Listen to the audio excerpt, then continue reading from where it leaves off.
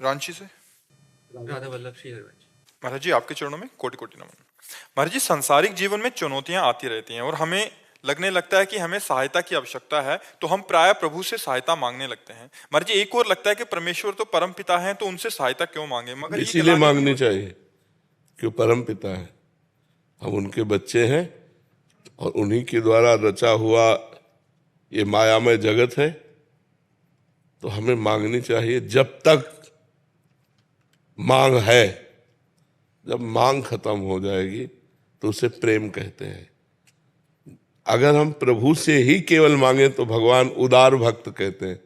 गीता जी में उत्तर दिया अर्जुन जी की जिज्ञासा से कि आर्त भक्त जो अपनी संकट निवृत्ति करना चाहता है, अर्थार्थी भक्त जो संपत्ति प्राप्त करना चाहता है, जिज्ञासु भक्त जो भगवान को जानना चाहता है, और ज्ञानी भक्त जो भगवान को जान चुका है। चार का वर्णन किया है। तो दो तो मायाकृत है और दो अध्यात्म में है। जिज्ञासु जो भगवान को जानना चाहता है वो मायाकृत नहीं है, वो भगवान को जानना चाहता है, और ज्ञानी तो भगवत स्वरूप है ही। ये दो भक्त जो है आर्त और अर्थार्थी, संकट निवृत्ति और धन प्राप्ति, ये इसमें लगभग सब आ जाएंगे। एक दो भक्त ऐसे होंगे जो ज्ञानी में और जिज्ञासु में होंगे, लाखों में नहीं, सब इसी में होंगे। कोई संकट पड़ा तो भगवान से प्रार्थना करते हैं, क्योंकि ईश्वर है, वो जगत के स्वामी हैं। अब हम किससे प्रार्थना करें? जो संकट निवृत्ति के लिए संसारी पुरुषों का आश्रय लेता है वो तो अपने आप को खो रहा है। जो संकट निवृत्ति के लिए भगवान का आश्रय ले रहा है वो अपने आप को जगा रहा है, क्योंकि भगवान संकट निवृत्ति भी करेंगे और हमारे हृदय में भक्ति भी पैदा करेंगे। मनुष्य जीवन कोई ऐसा नहीं है जिसके जीवन में संकट ना आते हो। एक बार परम ऋषि दुर्वासा को दुर्योधन ने 4 महीने सेवा करके चतुर्मास प्रसन्न किया। तो दुर्वासा जी बड़े सिद्ध महापुरुष है और शाप और वरदान देने में समर्थ है, और क्रोधी भी है, प्रसिद्ध है, क्रोध में प्रसिद्ध है, एक क्षण में गुस्सा आ जाए ऐसे हैं वो। तो उनको प्रसन्न कर लेना बड़ा कठिन था, पर दुर्योधन ने कर लिया। अब वो जलता था पांडवों से, यद्यपि उस समय पांडव वनवास में थे। तो उसने विचार किया कि पांडवों का विनाश मांग ले, पर सोचा कि अगर सीधे विनाश मांगा तो हमारे ऊपर ही क्रोधित ना हो जाए। तो उसने कहा कि प्रभु 4 महीने हमारे यहाँ आपने सेवा का अवसर दिया, एक दिन हमारे बड़े भाई युधिष्ठिर को भी सेवा का अवसर दीजिए, 60,000 शिष्य साथ में। पर ऐसे समय में जाइए जिस समय द्रौपदी ने सूर्य के द्वारा दी हुई बटलोई से प्रसाद पा लिया हो। जब युधिष्ठिर जी के पास बहुत से ब्रह्म ऋषि भी वनवास में साथ गए, तो उनको बड़ा लगा कि राज परिवार से भोजन इन सब ब्रह्म ऋषियों का हो जाता था, अब कैसे होगा। तो उनको विचार आया कि संपूर्ण जगत को प्रकाश देने वाले भगवान सूर्य ही हमें रास्ता दिखाएंगे। तो भगवान सूर्य की आराधना की।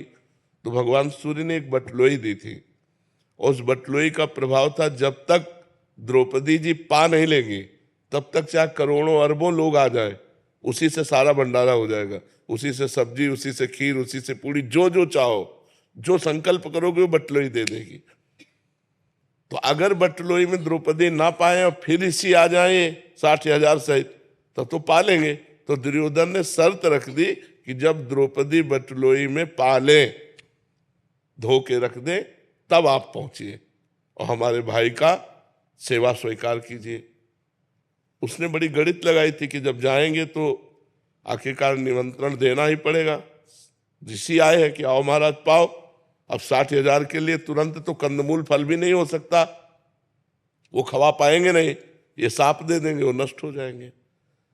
जो दुष्ट प्रकृति का होता है वो बड़ी से बड़ी साधना का फल भी दूसरों का नाश मांगता है, और दूसरों का नाश मांगने वाले का दूसरे का हो कि ना हो उसका पहले नाश हो जाता है। अब दुर्वासा जी ध्यान के द्वारा देखा कि जब द्रौपदी जी बटलोई में से प्रसाद पा लिए और धो के रख दिए, सोई पहुंच गए। अब गृहस्थ धर्म का एक सबसे बड़ा धर्म है आतिथ्य धर्म। आतिथ्य धर्म दरवाजे पर आए हुए का स्वागत करना।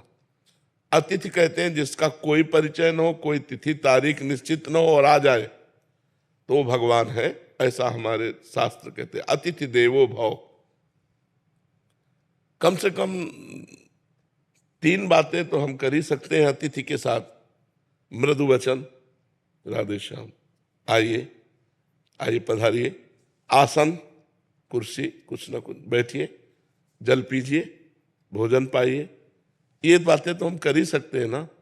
इसके बाद अगर वो मांग करता है हमारे पास नहीं है तो हम निवेदन कर सकते हैं कि हम आपको नहीं दे सकते। लेकिन अतिथि को ये 3 बातें तो जल, भोजन, आसन, मृदु भाषण, ये तो किया जा सकता है। युधिष्ठिर जी तो साक्षात धर्मराज का स्वरूप है। उन्होंने प्रणाम किया सब ऋषियों को और कहा आइए आतिथ्य स्वीकार कीजिए। तो उन्होंने कहा हाँ, मैं यमुना स्नान करके आता हूं, तुम व्यवस्था करो।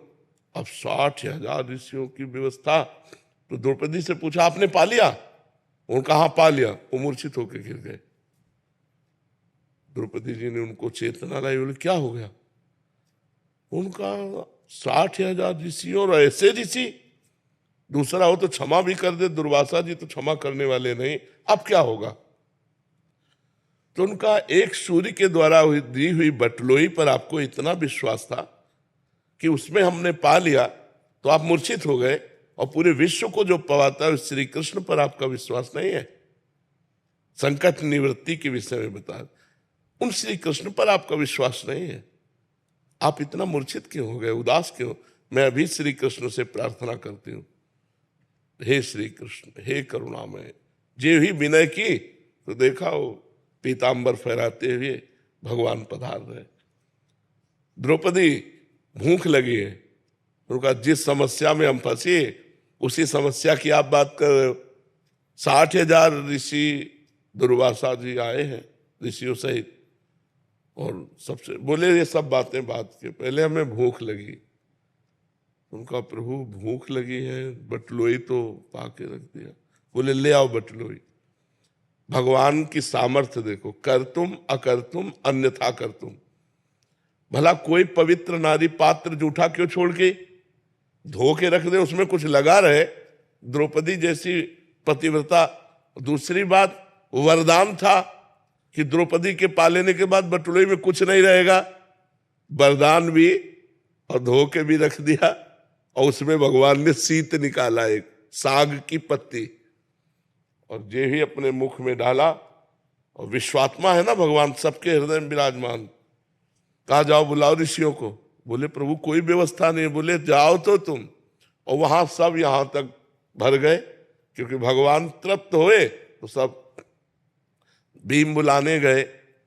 दुर्वासा जी ने कहा कि हमारी तो इच्छा बिल्कुल अब एक आचमन करने की भी नहीं रह गई। शिष्यों ने कहा गुरु जी और जो आदेश करोगे पालन करेंगे, भोजन की बात मत कहना। तो उनका बेटा वरदान मांग लो, लेकिन हमें भोजन के लिए मत कहो। तो उनका जिस भावना से दुर्योधन ने आपको भेजा था वो उसी भावना को प्राप्त हो जाए।